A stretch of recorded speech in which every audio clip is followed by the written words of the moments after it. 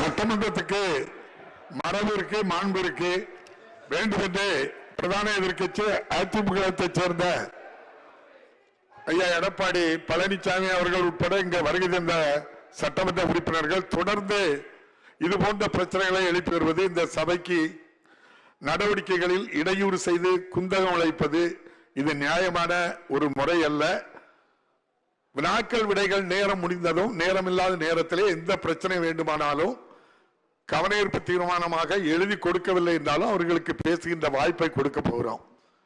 அவங்களுக்கு என்ன நோக்கம் இருக்குன்னு நமக்கு தெரியல, எவ்வளவு பிரச்சனைகள் இருக்குன்னு தெரியல. அவங்க எதெல்லாம் புறக்கணிப்புங்கிறதுல ஏன் இவ்வளவு உறுதியா இருக்காங்கன்னு எனக்கு தெரியல. எல்லா இடத்திலையும் அவங்க புறக்கணிக்காங்க, சபையையும் புறக்கணிக்கிறது. அவங்களுக்கு அது பெருமை சேர்க்காது, மக்கள் அதை ஏற்றுக்கொள்ளவில்லை என்பது அவங்களுக்கு தெரியுமோ தெரியல, எனக்கு தெரியல. ஒரு முதலமைச்சராக 4 ஆண்டு காலம் இருந்தவர் சபை நடவடிக்கையில் எந்த நேரத்தில் எதை வேண்டுமானாலும் பேசலாம் என்று ஒரு நாளாந்தர அரசியல்வாதியாக இருப்பது அது ஏற்புடையது அல்ல.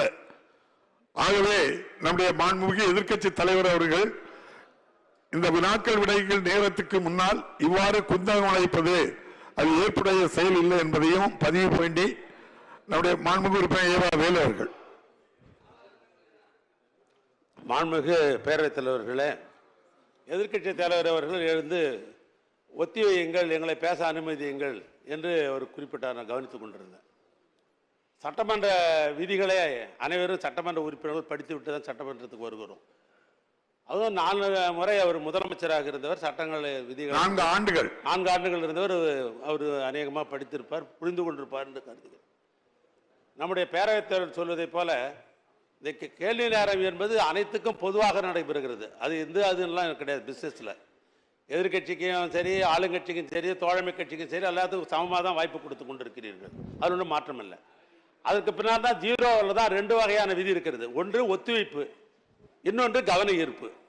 பொதுவாக கவன ஈர்ப்பு தான் அதிகமாக எடுத்துக்கொள்வார்கள். ஒத்திவைப்பு என்பது முக்கியமான விஷயங்களாக இருந்தால் அனுமதிப்பார்கள். அவள் ஒத்திவைக்க வேண்டும் கேட்டுக்கொண்டே இருந்தார்கள். ஆனால் ஒத்திவைப்புக்கு என்று ஒரு தனியாக ஒரு விதி இருக்கிறது, அதுக்கு பாரம் இருக்குது, எல்லாமே இருக்குது. அப்படி ஒன்றும் உங்கள்கிட்ட ஒத்திவைக்கணும் இந்த பாரத்தையும் எழுதி இது வரைக்கும் அந்த மனு உங்கள்கிட்ட இது வரைக்கும் கொடுக்கவே இல்லை.